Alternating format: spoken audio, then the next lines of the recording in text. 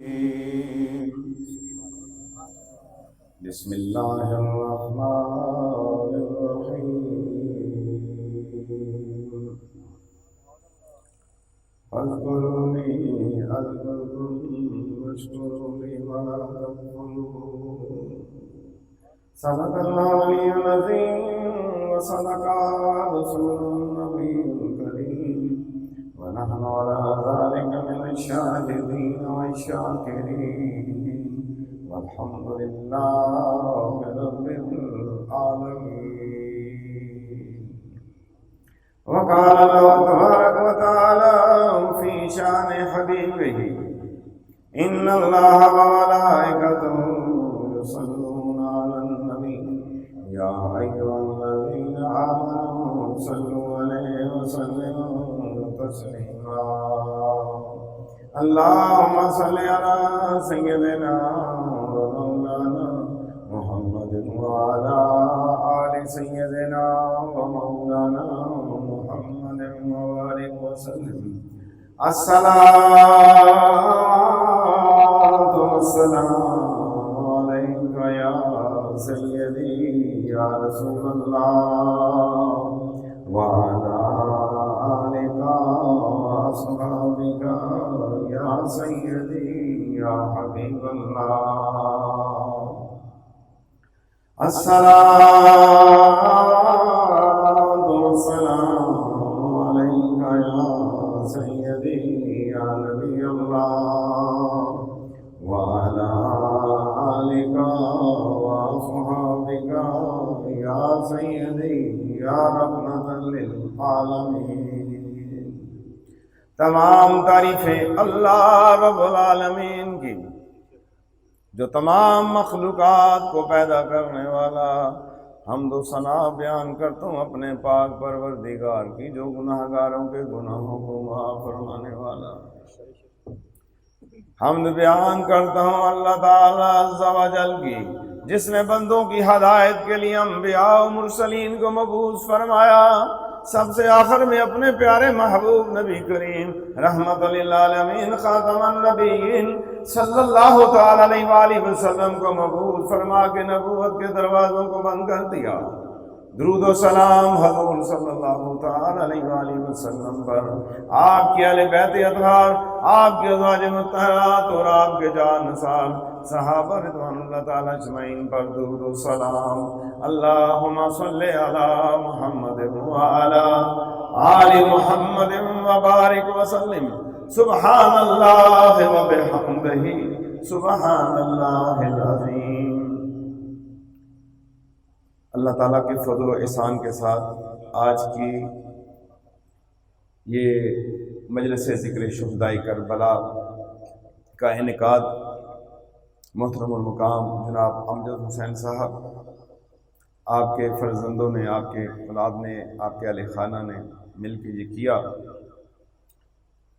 Stage پہ تمام علماء کرام عزتوں کے لائق موجود ہیں.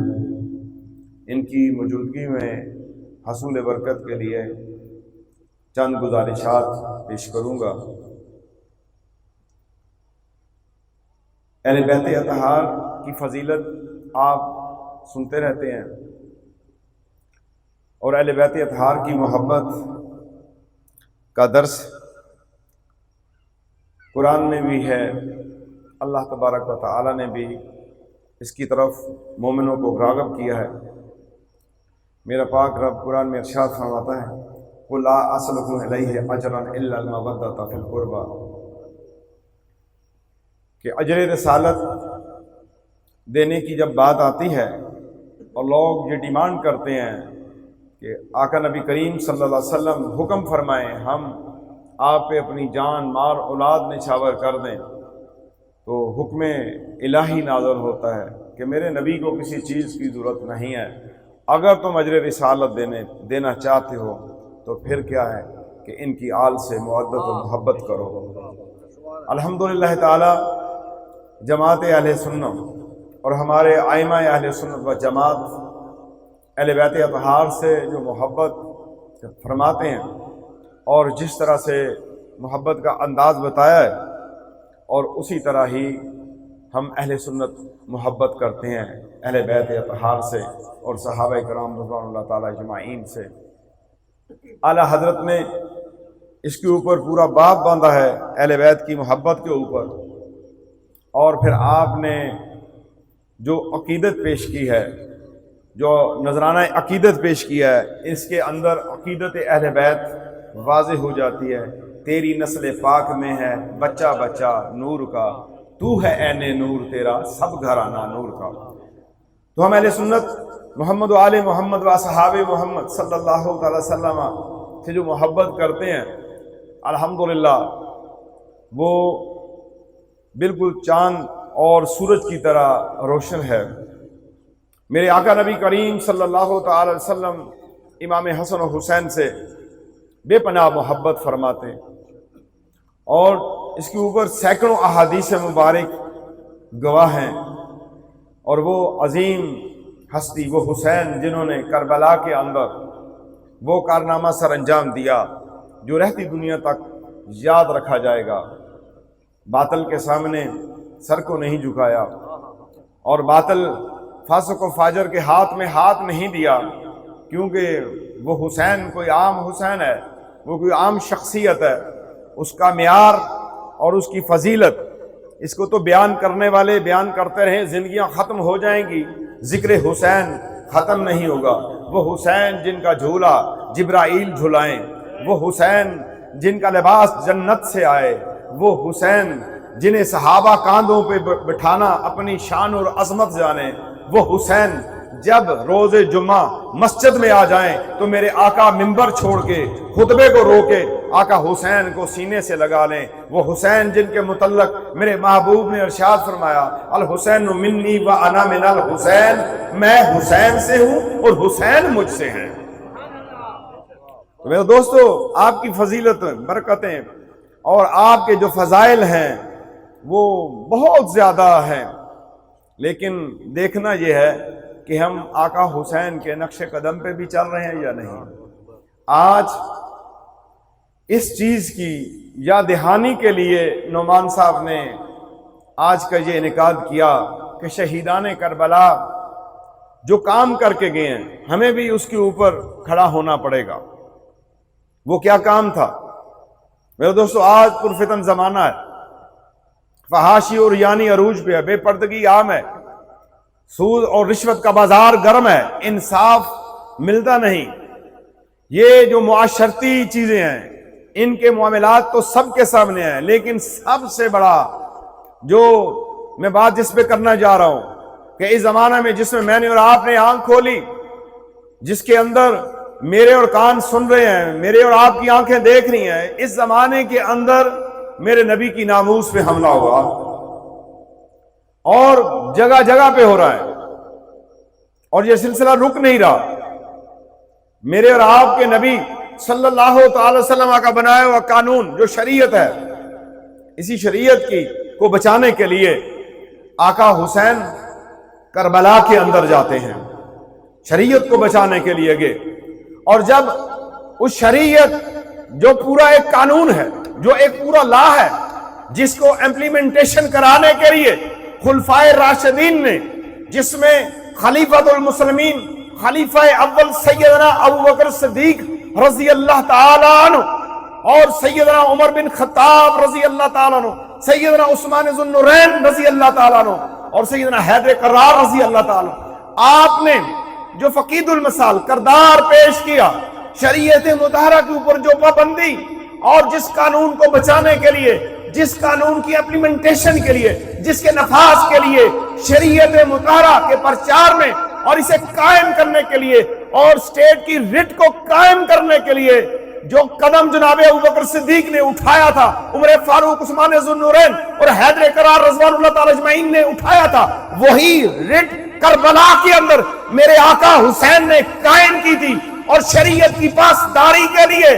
اور ہزاروں کی فوج کے اندر کھڑے ہو کے جو خطبہ وہاں پر دیا تھا، آپ کے خطبے کا اقتباس میں آپ کے سامنے بیان کر رہا ہوں۔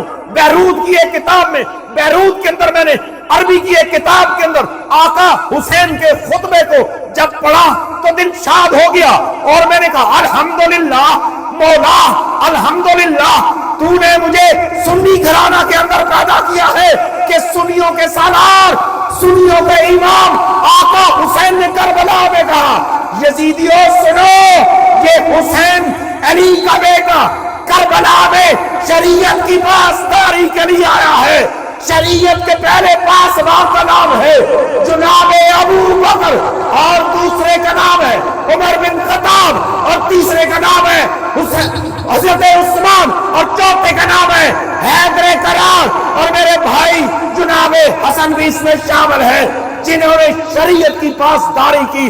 آج ان کا صفائی، آج اس شریعت کا محافظ کربلا کی زمین کے اندر آ گیا ہے۔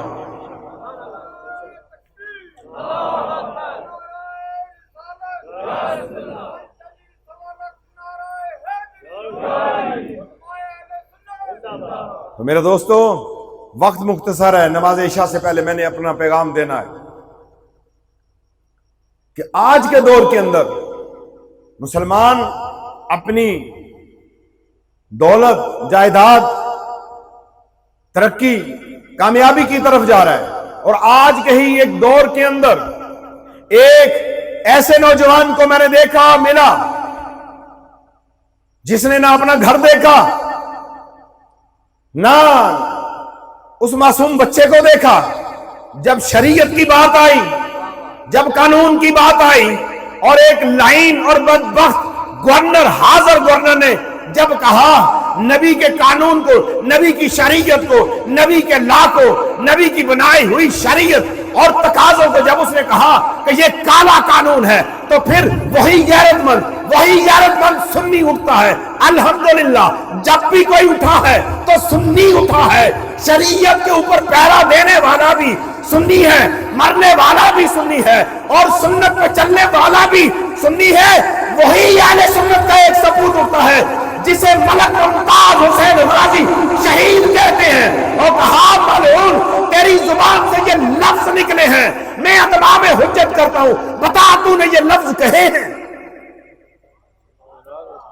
یہ بہت بڑی جرت کی بات ہے، باتیں کرنی، عشق کی بات کرنی، نعرے لگانے، یہ اپنی جگہ پر، لیکن اس طرح بندوق اٹھا کے گورنر کو للکار کے کہا کہ میرے نبی کی شریعت کو تو نے کہا ہے، تو اس نے سمجھا یہ تو سپاہی ہے، اس کی کیا اوقات ہے، سپاہی ہو یا عام بندہ ہو، چرچا اسی کا ہوگا آسمانوں میں جو میرے نبی کا وفا ہوگا، جو میرے نبی کا وفادار ہوگا، جو میرے نبی کا غلام ہوگا، جو میرے نبی کی بات کرے گا، وہ بات یہاں پہ کرے گا، چرچا آسمانوں میں ہوگا۔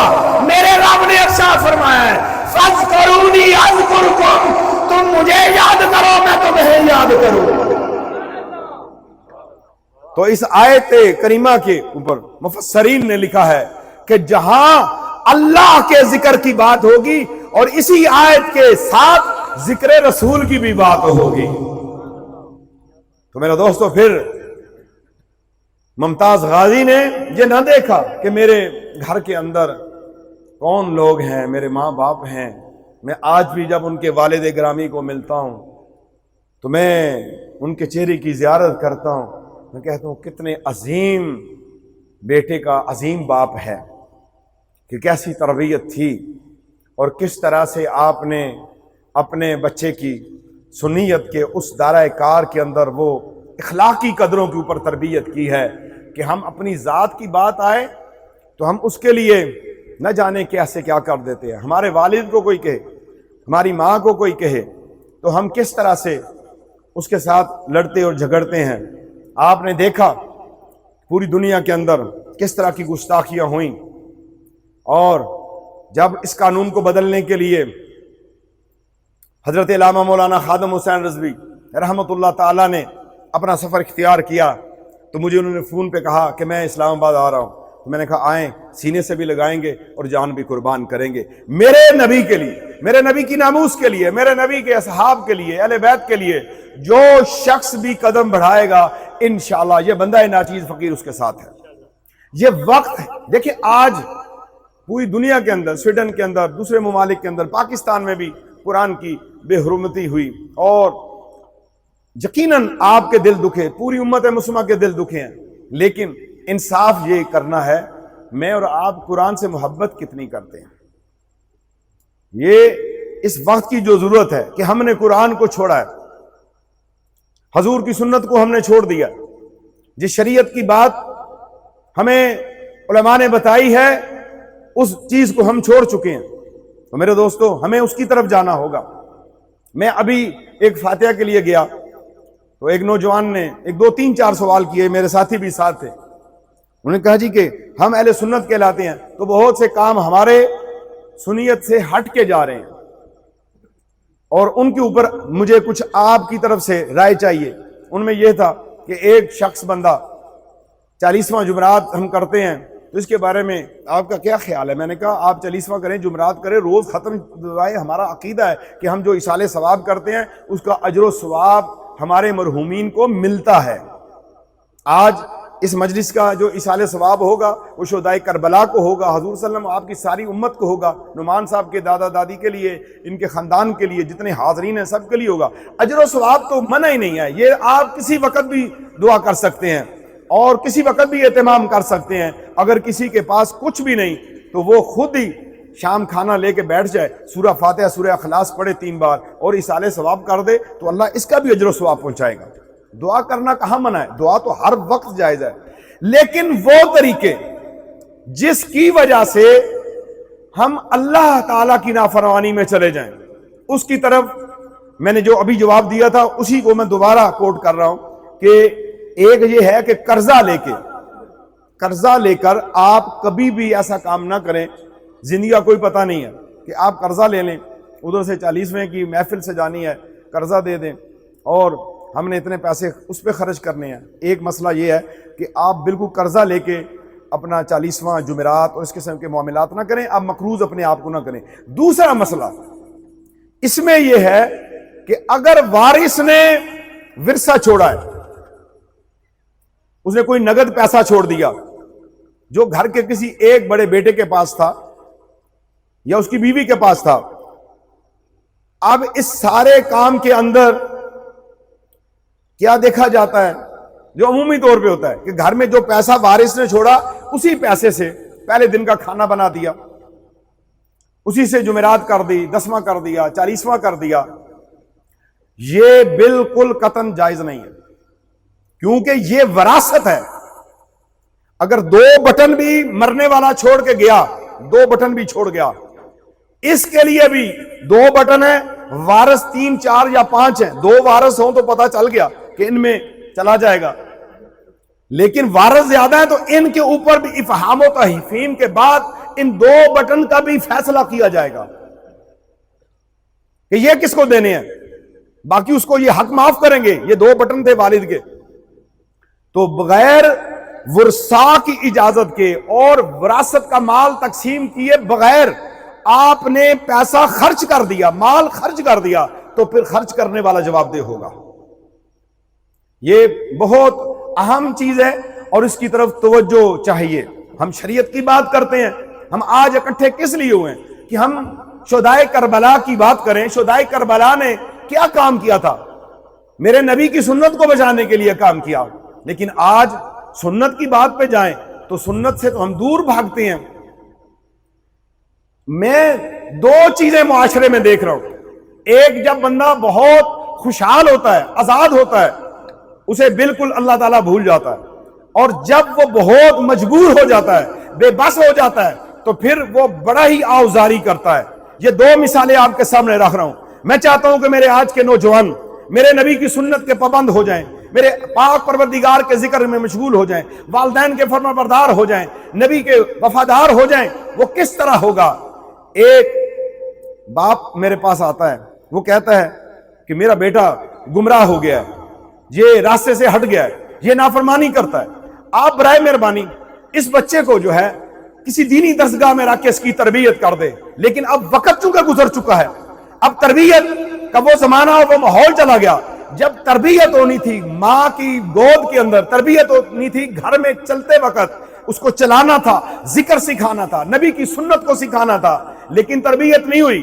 تو پھر اسی طرح ایک, اب یہاں پہ واقعہ یہ ایک ہے کہ وہ گھر خوشحال تھا اور ان کا بچہ بیرا روی کا شکار ہو گیا، اب وہ سہارے تلاش کرتے تھے کہ کوئی اس بندے کو سنبھالے، ہمارے بچے کی اصلاح کر دے. لیکن جب بچے اصلاح کی طرف آئیں تو پھر کیا ہوتا ہے؟ سنیے. ایک نوجوان، اللہ نے اس کے دل میں یہ خیال پیدا کیا، ایک عالم دین کی انہوں نے تقریر سنی، ان کے دل میں خیال ہوا کہ نبی کی سنت بہت اعلیٰ چیز ہے. میرے دوستو، میرے نبی کی سنت جو ہے، جس نے ایک سنت کو زندہ کیا اسے 100 شہیدوں کا اجر و ثواب ملے گا، اتنا اجر و ثواب ہے. اور میرے نبی کی سنت، اس کے متعلق میرے نبی کا طریقہ، اس کے متعلق میرے نبی کی عادات، اس کے متعلق میرے نبی کا عمل، اس کی طرف میرے نبی کا کریکٹر، اس طرف میرے نبی کا رہن سہن، میرے نبی کا رسم و رواج، میرے نبی کی مکی اور مدنی زندگی کے اوپر میرے رب نے جو ارشاد فرما دیا ہے، وہ قانون ہے، وہ ضابطہ ہے، وہ لا ہے، وہ آئین ہے، وہ کبھی بدل نہیں سکتا. ہم دنیا کی کامیابیاں کہاں پہ تلاش کر رہے ہیں؟ ہم دنیا کی ترقیاں کہاں پہ تلاش کر رہے ہیں؟ اللہ نے قرآن میں ارشاد فرما دیا ہے، اللہ نے قرآن میں یہ واضح فرما دیا ہے، قل ان کنتم تحبون اللہ فاتبعونی یحببکم اللہ. اے میرے حبیب، انہیں بتا دیجئے، یہ محبت کے دعوے دار ہیں، یہ کہتے ہیں کہ ہم اللہ سے محبت کرتے ہیں. نانا، ان کی محبت کو میں نہیں مانتا. محبت کا ایک دستور بنا دیا ہے، ایک آرٹیکل بنا دیا ہے، ایک لا بنا دیا ہے، ایک ضابطہ بنا دیا ہے، ایک سسٹم بنا دیا ہے. وہ سسٹم قیامت تک کے لیے قائم رہے گا، وہ آئین قیامت تک کے لیے قائم رہے گا. ہر چیز مٹ جائے گی، یہ قانون نہیں ملے گا، کیونکہ اس کتاب کے اندر اللہ نے یہ قانون لکھا ہے، جس کتاب کو کہتے ہیں قرآن مجید فرقان حمید، جس کے مقدمے میں اللہ نے ارشاد فرما دیا ہے، الف لام میم ذالک الکتاب لا ریب فیہ ھدی للمتقین. اس کتاب کے اندر اللہ تبارک و تعالی نے ارشاد فرما دیا ہے، فاتبعونی. امیر ہے، غریب ہے، مسکین ہے، فقیر ہے، بادشاہ ہے، سپاہی ہے، ملازم ہے، فیکٹری کے اندر کام کرتا ہے، تجارت کرتا ہے، کھیتی باڑی کرتا ہے، مسجد پہ بیٹھا ہوا عالم ہے، کسی گدی پہ بیٹھا ہوا پیر ہے، مرید ہے، امام ہے، مقتدی ہے، نعت ہے، نقیب ہے، امیر ہے، غریب ہے، سب کو ایک ضابطے میں رہنا ہوگا، ایک قانون کے اندر رہنا ہوگا. میرے رب کا فرمان ہے، فاتبعونی. جس کی تشریح بیان کروں، جس کی ڈیفینیشن بیان کروں کہ جینے سے لے کے مرنے تک میرے نبی کے طریقے کو اختیار کرنا ہوگا. بس المختصر، میں نے آپ کے سامنے اس کی مختصر تعریف بیان کی ہے. اگر ایک ایک شعبے کو کھولا جائے تو پھر آج ہم اپنی زندگی کو دیکھیں تو پھر ہمیں نظر آتا ہے کہ ہم ناکام دنیا سے چلے جائیں گے. تو پھر اللہ نے کہا تمہیں محبت کا اعلان کرنے کی ضرورت نہیں. لوگوں، جب تم نے میرے نبی کی اتباع کر لی، میرے نبی سے محبت کر لی، میرے نبی کا طریقہ اختیار کر لیا، تو پھر اعلان میں کروں گا. تم نے نہیں کرنا. فاتبعونی کے اوپر تم نے جم جانا ہے، پھر میرا اعلان ہوگا، یحببکم اللہ. میرے نبی کی اتباع کرنے والوں، میں تم سے محبت کرتا ہوں. پھر تمہیں کہیں سے سند لینے کی ضرورت نہیں. لوگ کہتے ہیں ولی اللہ کیسے بنتے ہیں؟ آج کل تو آسان ہے، پیر کا پتر پیر بن جائے.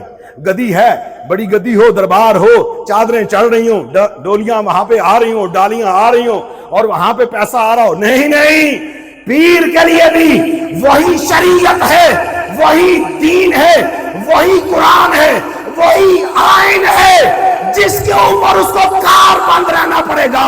اگر میرے نبی نے غیر عورت سے پردہ کیا ہے تو وقت کا بڑے سے بڑا ولی اللہ بھی کیوں نہ ہو، اسے بھی عورت سے پردہ کرنا پڑے گا.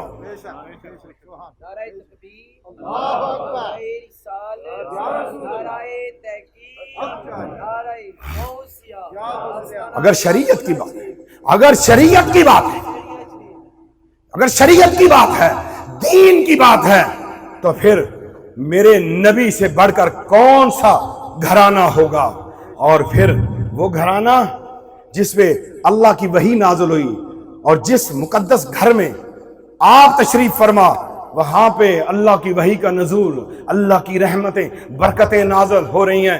آج وزیر اعظم کی بیوی کو خاتون اول کہا جاتا ہے، وہ خاتون اول غیر محرموں سے ہاتھ بھی ملاتی ہے، شریعت کو بھی توڑتی ہے۔ مسلمان ملک کے وزیر اعظم جو ہیں یہ اپنی بیویوں کو ساتھ لے کے جاتے ہیں اور یہ مسافہ عورتیں ان کے ساتھ کرتی ہیں، یہ خاتون اول ہے۔ سنو مسلمانوں، خاتون اول یہ دنیا کی عورتیں نہیں ہیں، خاتون اول میرے نبی کی بیویاں ہیں، جن جیسا کوئی نہیں دنیا میں، کوئی عورت نہیں ہے۔ سیدہ عائشہ صدیقہ طیبہ طاہرہ، تجھ کو میرا سلام، تیری عزت، تیری نعمت، تیری شان میں قرآن نے قصیدہ پڑھ دیا۔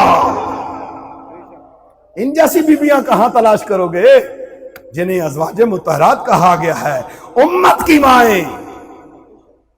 یہ ہیں اس گھر میں میرے نبی صلی اللہ علیہ وسلم، اللہ کی رحمت نازل، وحی کا نزول، الحمد سے والناس تک جس نبی پہ قرآن نازل ہوا، اور اس گھر کے اندر میرے نبی موجود ہیں اور امت کی مائیں وہاں پر موجود ہیں، اور اسی اثنا میں میرے نبی کے ایک صحابی تشریف لے آتے ہیں، اور جب وہ آتے ہیں میرے نبی صلی اللہ علیہ وسلم ارشاد فرماتے ہیں، اے میری بیویو پردے میں چلے جاؤ، ازواج پردے میں چلے جاؤ۔ یا رسول اللہ صلی اللہ علیہ وسلم، یہ آپ کا نابینا صحابی ہے، یہ نابینا صحابی ہے، اسے نظر نہیں آتا۔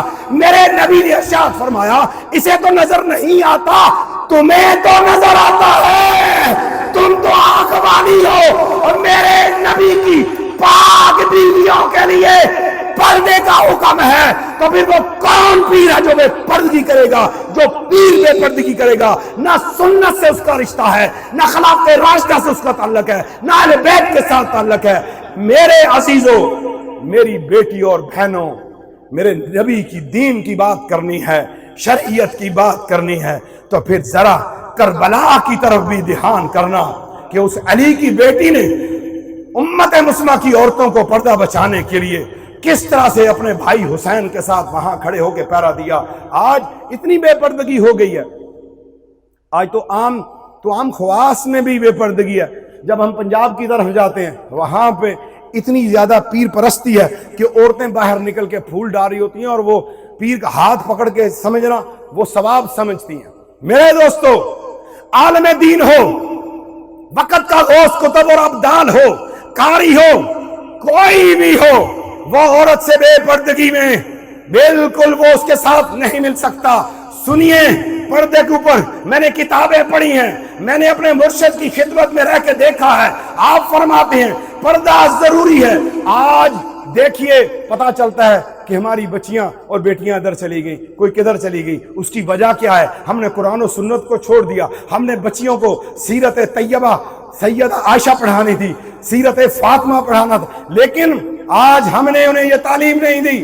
یونیورسٹیز کے اندر ابھی ان دنوں بہاول یونیورسٹی کے آپ نے کام دیکھے، پردہ بڑا ضروری ہے، پردہ بہت ضروری ہے، بہت ضروری ہے۔ میں پنجاب میں گیا تو مجھے کسی نے بتایا ایک شخص نے یہاں پہ مسجد بنائی تھی اور وہ مسجد گرانے کے اوپر تل گیا ہے۔ میں نے کیا وجہ؟ اس نے کہا اتنی خوبصورت مسجد بنائی، ایک گھر بنایا، اور باہر سے پیسہ، وہ باہر سے جب اپنا کام مکمل کر کے آیا تو اس نے بہت خوبصورت مسجد بنائی، امام کے لیے اس نے بہت بہترین جو ہے گھر بنایا۔ پتہ چلا کہ ایک سال کے اندر وہ جو اس نے اپنی بچی، جوان بچی کو بے پردہ پڑھایا تھا، وہ حافظ لے کے بھاگ گیا۔ سب ایک جیسے نہیں، سارے حافظ قاری عالم پیر ہو جائیں تو پھر تو دنیا ہی ختم ہو جائے، لیکن فقیر آیا یہ مسئلہ بتا رہا ہے۔ اہل بیت اطہار کی یہ مجلس ہے، ہم جو ہے سوگ نہیں مناتے، ہم ذکر حسین اور شریعت محمد بتا کے، خلفائے راشدین کی نظام شریعت بتا کے کربلا والوں کی یاد کو تازہ کرتے ہیں، کیونکہ میرا حسین زندہ ہے، میرا حسین شہیدوں کا سردار، سید الشہداء، جس کے لیے قرآن میں ہے وَلَا تَقُولُوا لِمَن يُقْتَلُ فِي سَبِيلِ اللَّهِ أَمْوَاتٌ بَلْ أَحْيَاءٌ وَلَٰكِن لَّا تَشْعُرُونَ وَلَا نَبْلُوَنَّكُم بِشَيْءٍ مِّنَ الْخَوْفِ وَالْجُوعِ وَنَقْصٍ مِّنَ الْأَمْوَالِ وَالْأَنفُسِ وَالثَّمَرَاتِ۔ جس نے اپنا گھر چھوڑ دیا اور وہ گھر چھوڑا، میرے دوستو آج ایک پیر کو دربار چھوڑنا بڑا مشکل ہے، کیونکہ وہاں پہ نذرانے آتے ہیں، مجھے کسی نے بتایا کہ اس گدی کے کوئی 5-7 جو ہے نا سجادہ نشین ہیں، تو عدالت نے پھر تنگ آ کے فیصلہ کیا 2 مہینے تم اپنی گدی سنبھالو، پیسہ تمہارا. ٹھیک ہے جی. ہاں اس طرح کے مسئلے ہیں، گدیوں پہ پرچے اور مقدمے ہوتے ہیں. اور سنو، سب سے بڑی گدی، سب سے بڑا دربار مدینے کا ہے جی. کیا فضیلت ہے اس دربار کی. ٹھیک ہے جی. جس کا خیال آ جائے، وہ خیال آ جائے. یہی خیال تھا نا ممتاز قادری کو، اس خیال نے فنا کر دیا. یہ خیال آ جائے اور اس دربار کو چھوڑنا. صحابہ موجود ہیں، صحابہ ہاتھ چومنے والے موجود ہیں آقا حسین کے، لیکن جب وقت آتا ہے تو پھر دربار کو چھوڑ دیتے ہیں. سنو، شریعت کی پاسداری پہ تمہیں پہرا دینا ہوگا، اور عوام اہل سنت تمہیں شریعت پہ چلنا ہوگا. بیٹیوں کو پردہ بتانا ہوگا.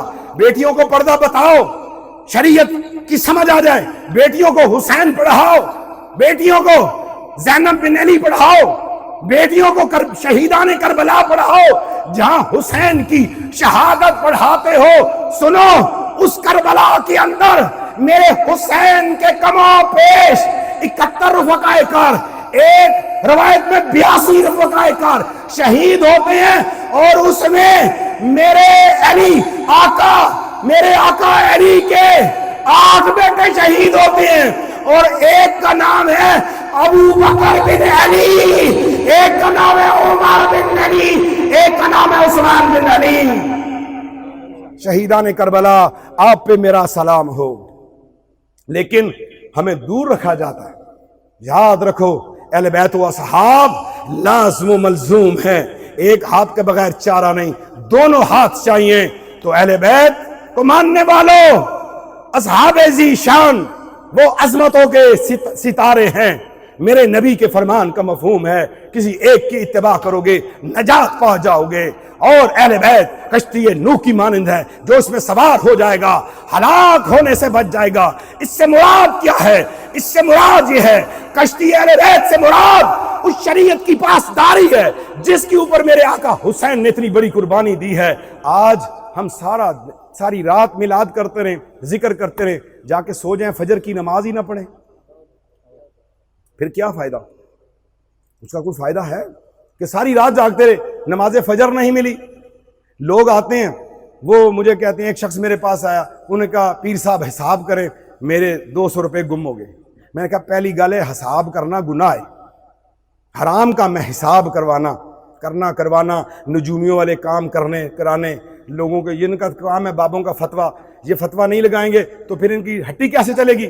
جادو ہے، ٹونا ہے، فلاں ہے، ڈگاں ہے، سری ادھر بند ہے، وہاں پہ جانا تعویذ لٹک رہے ہیں. چھوڑو یار سارے کے سارے. اگر آپ کو مصیبت آتی ہے، 2 نفل توبہ پڑھو، 2 حاجت پڑھو، اللہ کی بارگاہ کے اندر جھک جاؤ، انشاءاللہ مراد پالو گے. اور قرآن کو سینے سے لگاؤ. قرآن کے اندر وہ صورتیں ہیں جو پڑھنے والا ہے، اس پہ جادو کیا اثر کرے گا؟ غریب ہمسایہ ہو، اسے بکرا کو نہیں غفور صاحب کوئی دیتا. یہ شہید کے والد بیٹھے ہیں، شہید کے ماموں بیٹھے ہوئے ہیں، شہید کے رفقائے کار بیٹھے ہیں. تمام شہیدان ناموس رسالت کو میرا سلام ہو. بابا جی آپ کے کو بھی میرا سلام ہو. یہ آپ نے لوگوں کو غیرت مند بنا دیا ہے، مسلمانوں میں غیرت کو زندہ کر دیا ہے. جتنے بھی غیرت مند سنی ہیں وہ میرے امام ہیں اور میں ان کا غلام ہوں. تو میں یہ بات کر رہا ہوں میرے دوستو، شریعت مطہرہ کی پابندی یہ ہر صورت میں لازم ہے. جب شریعت کی بات آئے، میں نے بتایا نا 2 حالوں میں انسان رہتا ہے، بہت مالدار یا بہت غربت میں، دونوں میں بھول جاتا ہے. اور غربت میں پھر خیال آتا ہے کہ چلے میں اللہ کی طرف چلا جاؤں.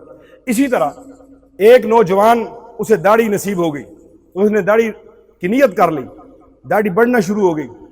تو ماں نے اسے کہا بیٹا تو نے داڑھی رکھ لی ہے، میرا ایک ہی بیٹا ہے، تیری ایج میں نے شادی کرنی ہے، تیری سیرہ بندی کرنی ہے، تیری رسم حنا کرنی ہے، تجھے سیرہ باندھنا ہے، تیری بہنوں نے تجھے گانا باندھنا ہے، داڑھی کو چھوڑ، بڑی عمر پڑی ہے. وہ میرے پاس آیا، وہ رو پڑا. اس نے کہا مجھے مسئلہ بتائیں.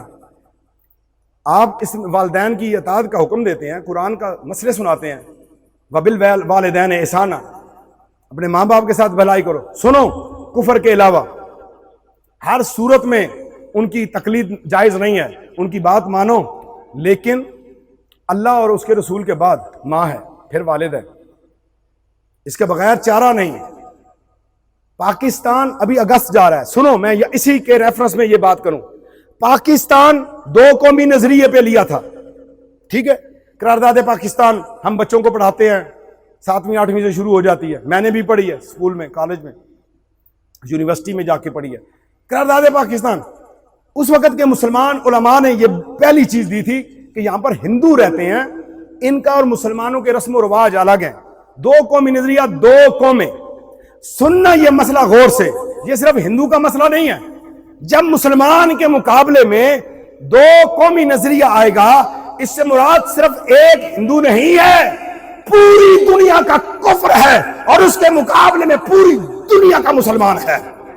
یہ مسئلہ یاد رکھنا میرے عزیزو، یہ مسئلہ پکا یاد رکھنا، صرف ہندو کا نہیں، لیکن جغرافیائی صورتحال کو مد نظر رکھتے ہوئے کہ بھئی ٹھیک ہے ہندو الگ قوم ہے، مسلمان الگ قوم ہے، تو مجھے بتائیں 2 قومی نظریے پہ جہاں پہ ہزاروں سینکڑوں جانیں قربان ہو گئی، میری بیٹیاں بہنیں، ہماری اس وقت کی جو مائیں تھیں وہ قربان ہو گئی، لوگوں میری بچیوں بیٹیوں بہنوں نے اس وقت کی جو تھیں اور آج کی وہ ہماری مائیں ہیں، ان کو میرا سلام، جنہوں نے عزتیں بچاتے ہوئے انہوں نے پلوں سے نیچے چھلانگ لگا دیا ہے، اور سکھوں اور ہندوؤں نے مل کے ان کو مارا، ان کے پیٹ چاک کیے، ان کے سامنے ان کے بچوں کو ذبح کیا، ان سے زنا بالجبر کیا، اور پاکستان 2 قومی نظریے کے اوپر حاصل کیا۔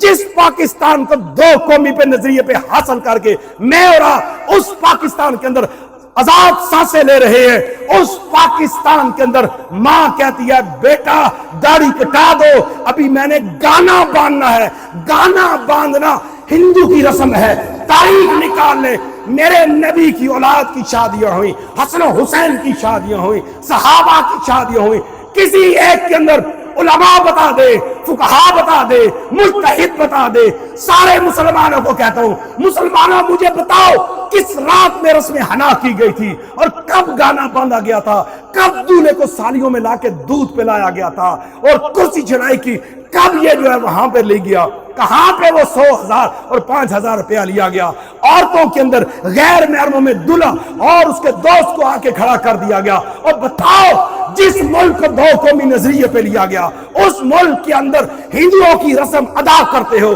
کہتے ہیں کہ ہم نبی کا کلمہ پڑھتے ہیں۔ فکر ہے اور دکھ اور درد کے ساتھ یہ بات کر رہا ہوں میرے دوستو، میں نے صرف پیغام دیا ہے، ریفرنس کے لیے میرے پاس قرآن و حدیث کا مجموعہ ہے، اس میں بات کروں تو ہمیشہ قرآن و حدیث سامنے رکھ کے بات کرتا ہوں۔ میں آپ کو ذمہ داری سے کہتا ہوں، میرے سمیت یاد رکھنا، اگر 40 سال بھی گناہ کیے ہیں، 50 سال بھی کیے ہیں، گناہ کی معافی مانگ لو، اللہ معاف کرنے والا ہے، یہ رب کے پاس معاملہ ہے، کسی کے ظاہر اور باطن سے اندازہ نہیں لگایا جا سکتا، یہ زیادہ پرہیزگار ہے، میں نے یہ گیٹ اپ بنایا ہوا ہے تو سمجھو میں زیادہ پرہیزگار ہوں، آپ میں پتہ نہیں کتنے لوگ اللہ کے مقرب بیٹھے ہوں گے، یہ تو اللہ جانتا ہے، کسی کے ظاہری چیز کو دیکھ کے اندازہ نہ لگانا کبھی بھی، نہ جانے وہ اندر سے کتنا بڑا اللہ نے اسے تقویٰ دیا ہوا ہے، لیکن یاد رکھنا کامیابی ظاہر اور باطن کی دونوں شریعتوں کے اوپر ہے، یہ کبھی بھی نہیں ہوگا کہ داڑھی منڈا ہو اور داڑھی کٹائی ہوئی ہو، یاد رکھو میں آپ کو ایک ضابطہ دے کے جا رہا ہوں، میں الحمدللہ میں فقہ حنفی کے اوپر بات کر رہا ہوں، اگر کوئی اور فقہ کا بیٹھا ہے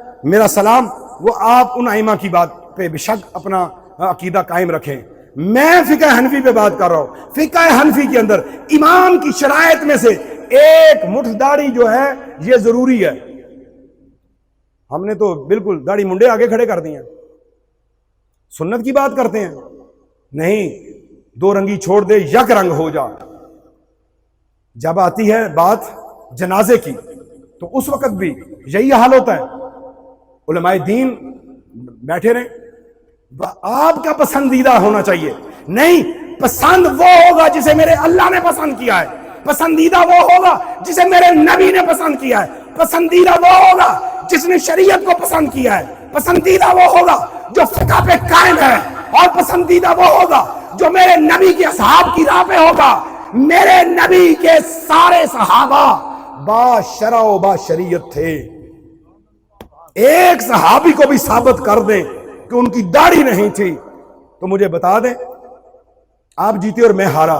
لیکن میں جن صحابہ کو امام مانتا ہوں, جن صحابہ کا منبر پہ خطبے میں ذکر ہوتا ہے, میں قربان جاؤں ان صحابہ پہ جن کی قربانیاں آج ہمارے سامنے ہیں. یاد ہے جناب ابوبکر صدیق رضی اللہ تعالیٰ عنہ نے سب سے پہلا جو وہاں پہ خروج کیا تھا کن کے خلاف کیا تھا؟ جھوٹے نبی کے خلاف, جس میں حافظ قرآن اور صحابی, ایک صحابی کا درجہ بڑا, صحابی اور حافظ قرآن روایات میں آتا ہے, لیکن جو مضبوط روایت ہے کہ 12,000 کے قریب جو ہے وہاں پر حفاظ صحابہ شہید ہو گئے. کس لیے کہ جھوٹا نبی پیدا ہو گیا. لیکن ہائے افسوس, اور پاکستان کے اندر یہ نعرہ لگانے والوں کہ پاکستان کا مطلب کیا, لا الہ الا اللہ, اس پاکستان کے اندر قادیانیوں کے ہم والا ہم پیالہ لوگوں کو جب آپ مار لگا کے دیتے ہیں تو پھر بتاؤ قبر میں جب نبی نے آنا ہے جس کے بارے میں اقبال نے فرمایا ہے, مبارک ہو اقبال اسرائیل پیام اجل لے کے آیا, سنا ہے قبر میں سرکار کا دیدار ہوتا ہے. تو پھر پرچی تو کام نہیں آئے گی نا وہاں پر. اٹھو میرے نبی کے عاشق جو نکلے ہوئے ہیں, میرے نبی کا دستور لے کے. پاکستان کا مطلب کیا؟ لا الہ الا اللہ. دستور ریاست کیا ہوگا؟ محمد رسول اللہ. اس پہ پہرے داری دو. میں اپنے لیے ووٹ نہیں مانگ رہا, کبھی بھی نہیں مانگوں گا, نہ میں سیاست میں ہوں نہ ووٹ مانگتا ہوں, لیکن یار حق تو بنتا ہے کہ اگر ان کی داڑھی پوری ہے, ان کی داڑھی پوری ہے, یہ بادشاہ ہیں, یہ داڑھی والے بیٹھے ہیں, اور اس کے مقابلے میں ایک ایسا بندہ جو کلین شیو ہے اور ایسی جماعت کا ممبر ہے جس کے سربراہ نے قادیانیوں کو سپورٹ کیا, کسی طرح بھی اس قانون کو مٹانے کے لیے, حلف کو تبدیل کرنے کے لیے. میں آپ کو ممبر رسول پہ کہہ رہا ہوں, ہر ایک سیاسی جماعت کا ایجنڈا جو ہے وہ قادیانی ہے, امریکہ ہے, یورپ ہے, لیکن جماعت اہل سنت کے اوپر وہ غیور, وہ زندہ دل, وہ دلربا میرا خادم حسین رضوی جو باتیں دے کے کیا ہے, جو سیاست دے کے کیا ہے, اس سیاست کے اندر جب تمہیں کوئی لیڈر ملے تو اپنی پرچی دے کے آقا حسین کے روزے کی طرف جا کے کہہ دینا, اے حسین میں نے کربلا والی آج روایت کو زندہ کر دیا ہے. آپ نے یزید کو ووٹ نہیں دیا, میں نے قادیانیوں کو ووٹ نہیں دیا. تاجدار ختم نبوت زندہ باد, تاجدار ختم نبوت زندہ باد, تاجدار ختم نبوت زندہ. میرے دوستوں, میرے عزیزوں, میری بیٹی اور بہنوں, 5 ٹائم نماز پڑھیں, قرآن کی تلاوت کریں, پردہ اختیار کریں, شریعت مطالعہ پہ چلیں, ہمسایوں کا خیال, عزیز رشتہ داروں کا خیال, ان کے حقوق پورے کریں. کسی کی زمین پہ قبضہ نہیں کرنا, یتیم کا مال نہیں کھانا, بیواؤں کا مال نہیں کھانا. اگر آپ کے گھرانے میں کوئی 4 بھائی ہیں, ایک بھائی فوت ہو جاتا ہے تو اس کی وراثت پہ پہرا دینا ہے, اس کے بچوں کو جوانی تک پہنچانا ہے, ان کی مدد کرنی ہے. میرے دوستو, اسلام پورا مکمل ضابطہ حیات ہے. جھوٹ سے بچیں, غیبت سے بچیں, بد نگاہی, بے پردگی سے بچیں. جوا حرام ہے, سود حرام ہے, شراب حرام ہے. عید کے موقعوں پہ, خوشی کے موقعوں پہ, شادی بیاہ کے موقعوں پہ لوگ نوجوان شراب پیتے ہیں. نانا, یہ ہر صورت میں حرام و ممنوع ہے. نوجوانوں اٹھو, اپنے نبی کا پرچم بلند کرو, یہ توبہ کرو. آج کے بعد نہ شراب پیئیں گے, نہ جوا کھیلیں گے, نہ سود لیں گے, نہ داڑھی کو کٹائیں گے. نماز 5 وقت پڑھیں گے اور مسجد میں جا کے پڑھیں گے. علماء کی قدر کرو, اپنے علماء کی قدر کرو. ہزاروں روپیہ شادیوں پہ اوڑ دیتے ہو, اور آپ کے علاقے کی مسجد کا امام, اس کی سیلری 8,000, 10,000, 12,000. نہ, اپنے علماء کی قدر کرو, مؤذنوں کی قدر کرو, جو خادمین ہیں ان کی خدمت کرو, غریبوں میں تقسیم کرو. آپ بابے کو تو جا کے بکرا دے جاتے ہیں جادو نکلوانے کے لیے, لیکن آپ کے جو امام ہے ہو سکتا ہے کہ اسے 1 ماہ گھر میں گوشت پکانا نہ ملے.